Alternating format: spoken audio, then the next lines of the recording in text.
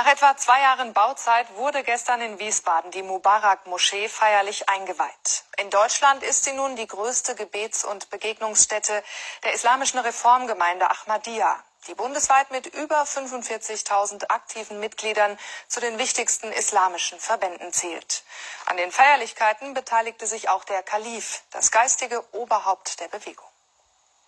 Der Andrang vor der Mubarak-Moschee im Wiesbadener Stadtteil Dotzheim ist groß, als der Kalif Hadrat Mirza Masroor Ahmad eintrifft. Das Wetter ist genauso freundlich wie die Stimmung. Nicht zuletzt, weil der Imam der Gemeinde ein gutes Verhältnis zu den Anwohnern hat, die frühzeitig in die Baupläne einbezogen wurden. Die haben unsere Jahreshauptversammlung in Karlsruhe besucht, die haben unsere Zentrale in Frankfurt besucht, hatten ein Gespräch mit dem Architekten und kleine Veränderungen wurden dann auch vorgenommen. Und ich möchte nur, dass jeder weiß, dass die Moschee für jeden Bürger hier in Wiesbaden, nicht nur in Wiesbaden, sondern generell für alle Mitbürger offen ist, zu jeder Zeit. Die Ahmadiyya-Gemeinde gilt als liberal, aber zugleich als wertkonservativ. Auch hier beten Männer und Frauen getrennt. Die Moschee ist die erste in Wiesbaden mit Kuppel und Minarett. Muezzinrufe wird es hier aber nicht geben. Der Oberbürgermeister spricht von einem Ort des interreligiösen Dialogs und ist stolz auf das breite gesellschaftliche Engagement der Gemeinde.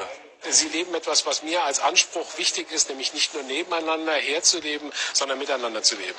Eine Integrationsvereinbarung soll dieses gesellschaftliche Miteinander weiter stärken. Der Kalif möchte Brücken bauen und ist mit einer wichtigen Botschaft angereist. Die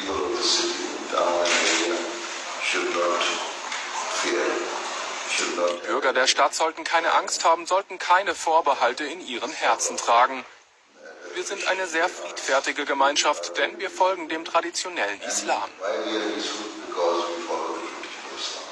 Am kommenden Samstag und Sonntag können Besucher die Mubarak-Moschee jeweils von 11 bis 18 Uhr besichtigen und den offenen Dialog mit der Gemeinde fortsetzen.